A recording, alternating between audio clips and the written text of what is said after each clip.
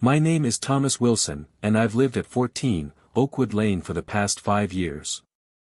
It's a beautiful, quiet neighborhood, or at least, it should be. Unfortunately, my peace has been consistently disrupted by one person, Karen Gomez.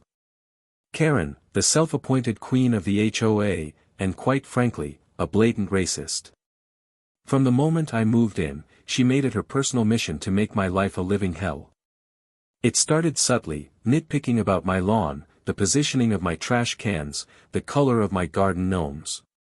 But it quickly escalated. She'd invent violations out of thin air, unapproved landscaping, noise complaints, even when I was out of town, and my personal favorite, improperly displayed American flag. The flag was perfectly fine, by the way. Each bogus violation came with a hefty fine, and because I value my sanity and time, I begrudgingly paid them. I knew fighting her would be a Sisyphean task, a never-ending cycle of complaints and appeals that would ultimately go nowhere. The real sting wasn't the money, though, it was the constant barrage of thinly veiled racist remarks she'd throw my way while issuing these violations. She'd call me names, make assumptions about my background, and generally treat me like I didn't belong in her neighborhood. What she didn't know, what she conveniently overlooked, was that I was the new HOA president. I'd strategically bided my time, attending meetings, learning the ins and outs of the association, and quietly garnering support from the other residents who were just as tired of her tyrannical rule as I was. I had a plan, a carefully constructed strategy to expose her for the prejudiced bully she was. It had been brewing for months, each interaction with Karen adding fuel to the fire. I was meticulous and made sure I had everything in place before I executed my plan. It needed to be perfect for what was about to come. This wasn't just about personal revenge, it was about creating a more inclusive and equitable community for everyone. I knew I had to proceed carefully, ensuring that my actions were above reproach, so that her inevitable accusations of bias would fall flat. I knew the time was coming soon and I was starting to get eager. It was all coming together. The catalyst for my plan actually went into action a few weeks ago. I decided I would take down the doors on my home. I know that it may sound crazy, but I had a good reason for it. I replaced my original doors with reinforced metal doors. These doors were not only incredibly secure but also visually imposing. Think bank vault meets modern architecture. It was a deliberate choice, a symbolic fortification against the invasion of my privacy and peace of mind that Karen had been perpetrating. She would soon be exposed for her actions. She would not be able to do this to anyone anymore. The new doors were custom-made, specifically designed to withstand any attempts at forced entry. They were a statement, a clear message that I was no longer willing to tolerate her intrusions. The installation took the better part of a day, with a team of professionals carefully removing the old doors and fitting the new ones into place. I made sure to obtain all the necessary permits and approvals from the city, preempting any potential complaints from Karen about unapproved construction. I had it all planned out to make it look as seamless as possible. I anticipated this might set her off, and that was precisely the point. I wanted to provoke a reaction, to push her over the edge and expose her true colors for everyone to see. I knew that her fragile sense of control would be shattered by the sight of these impenetrable barriers. I sat back and waited for her reaction. Because I knew she would come running over to see what was going on. I could feel it. I knew that she wanted to see me fail and would never succeed. I was determined to make sure that she would never do this to anyone ever again. I knew she would be coming any day now, so I was just biding my time. Sure enough, a few days later, I heard the familiar screech of Karen's car pulling into my driveway. I watched from my window as she stormed towards my house, her face contorted in a mixture of anger and disbelief. I opened the door just as she reached it, a calm smile plastered on my face. "What in the world is going on here, Thomas?" she shrieked, her voice dripping with venom. "What are these monstrosities you've installed on your house?" I simply shrugged, feigning ignorance. "They're doors, Karen. New doors. Do you like them?" Her face turned an alarming shade of red. "Do I like them? No, I don't like them. They're hideous. They violate the HOA guidelines. You can't just go around installing these kinds of things without approval. I raised an eyebrow, pretending to be surprised. HOA guidelines? I wasn't aware there were specific guidelines regarding door aesthetics. Could you point me to the relevant section? She sputtered incoherently, waving her hands in the air. Don't play dumb with me, Thomas. You know exactly what I'm talking about. These doors are an eyesore, and they have to go. I maintained my composure, knowing that I was one step closer to executing my plan. I'm afraid that's not going to happen, Karen. These doors are here to stay. Her eyes narrowed, and I could see the wheels turning in her head. Fine, she hissed. I'm calling the HOA right now. They'll make you take them down. She pulled out her phone and began to dial, her fingers trembling with rage. I just grinned. Go right ahead, Karen. Be my guest.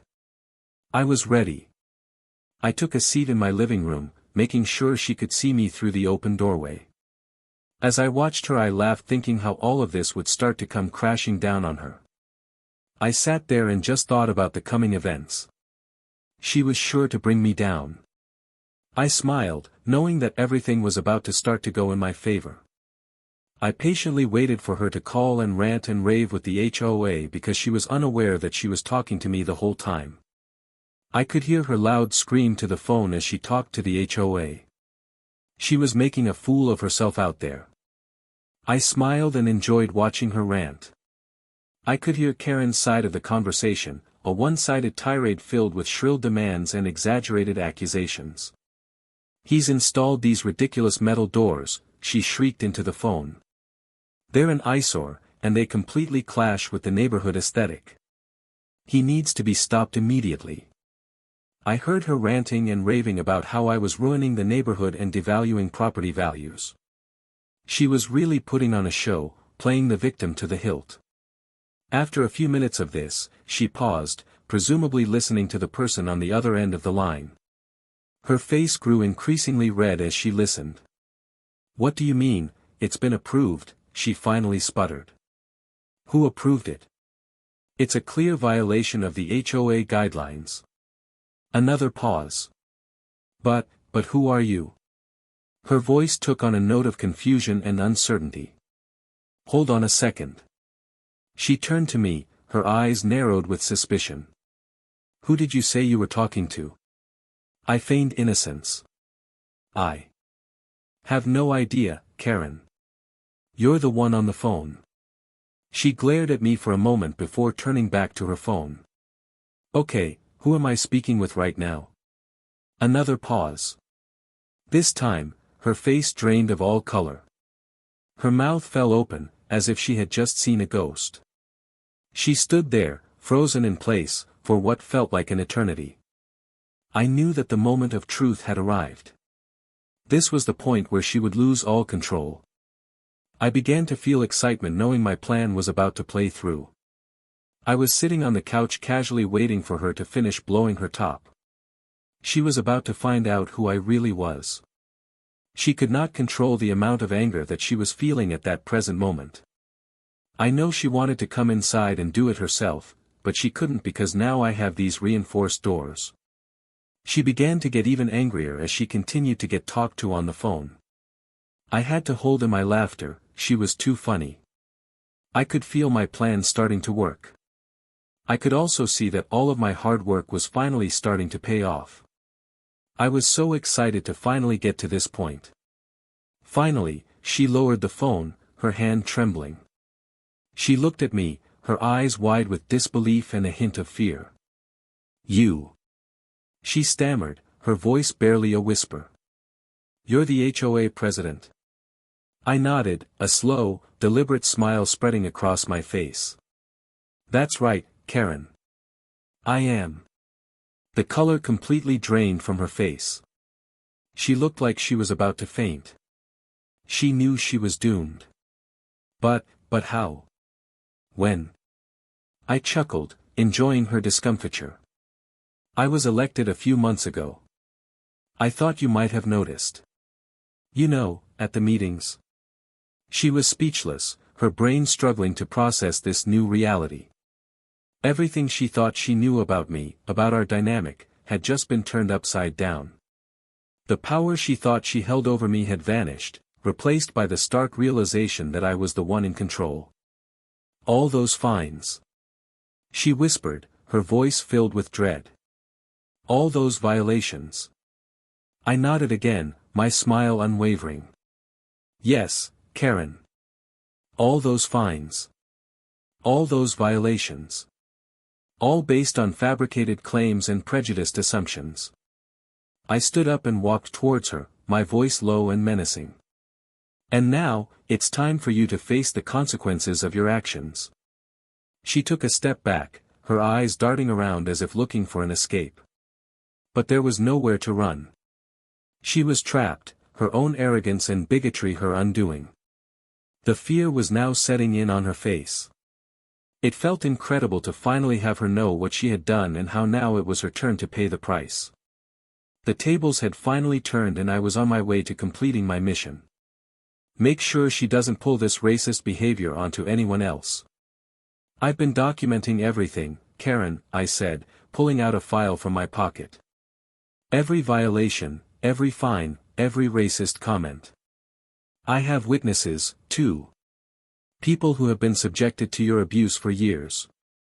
I opened the file, displaying the meticulously compiled evidence of her misconduct. Her eyes scanned the documents, her face growing paler with each passing second. This is just a misunderstanding, she stammered, her voice barely audible. I can explain everything. I shook my head, my smile hardening. There's nothing to explain, Karen. The evidence speaks for itself. You've abused your position, harassed your neighbors, and discriminated against me based on my race. And now, you're going to be held accountable. I reached into my other pocket and pulled out a letter. This is a formal notice of your termination from the HOA board, I said, handing it to her. Effective immediately. She took the letter, her hand trembling so violently that she could barely hold it. She looked at me, her eyes filled with a mixture of anger, fear, and desperation. You can't do this to me, she shrieked. I've been on this board for years. I built this community. You didn't build anything, Karen, I retorted. You tore it apart with your prejudice and your pettiness. And now, it's time for you to leave. I turned and walked back inside, leaving her standing there in my driveway, defeated and disgraced. I knew that my fight wasn't over. There would be legal battles, accusations, and attempts at retaliation. But I was ready. I had the evidence, the support of the community, and the unwavering determination to see justice served. As I closed my reinforced metal door, I knew that I had finally won a battle against prejudice and hate. And that was a victory worth fighting for. I thought about this for years, and to finally be the one to catch her made me feel good. She could no longer do this to anyone at all. The community was finally starting to heal.